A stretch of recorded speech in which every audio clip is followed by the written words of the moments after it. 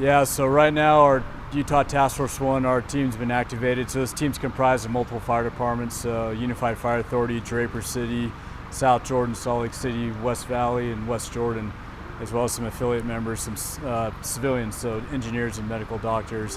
And what they're basically doing is we've been activated to head down to the Gulf Coast, Louisiana.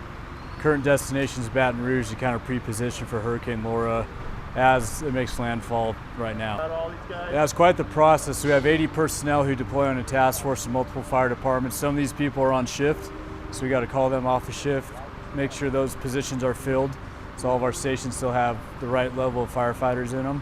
And then we get here and you see if you've gone through, we do a medical screening. That's normal, but with COVID, we have to take extra precautions. And then basically you go from that, you check in, and you go through all your equipment, your gear, you make sure you're good to go for upwards of 2 weeks. And most of the stuff should be here and ready.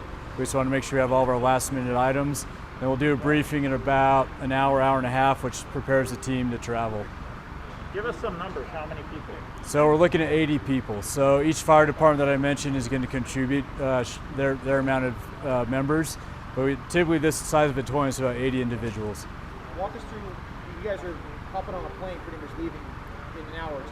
So we'd like to fly. Sometimes we can fly when it works out. They asked us to travel by ground. So for us, that's quite the drive. Going out there, we're probably looking at about 30 to 36 hours.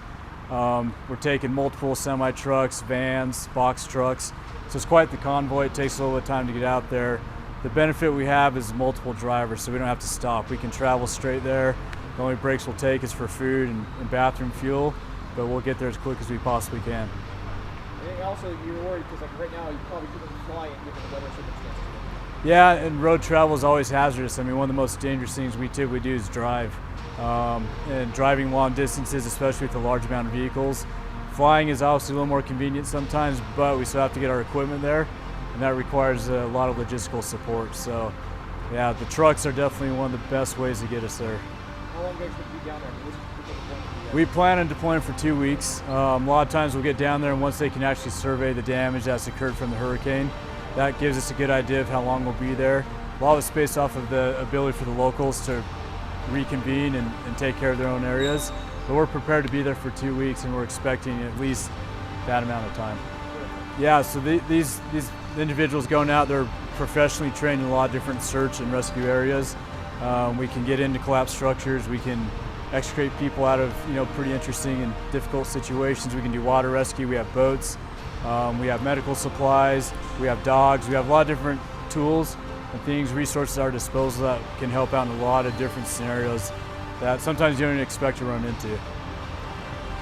Everybody helps everybody else out. Why is this important? Man, number one, we love serving our communities. Ours here at home is really important, but we see what happens when this happens in other places, and a lot of us just enjoy that.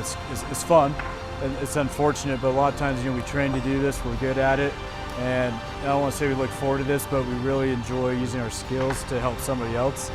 And so it sounds kind of interesting, right? Sounds even kind of crazy, but I mean, we train for this because we know these emergencies happen and people rely on us to show up when things aren't going well. And so we like what we do, and a lot of these people who are going out there are motivated because of that.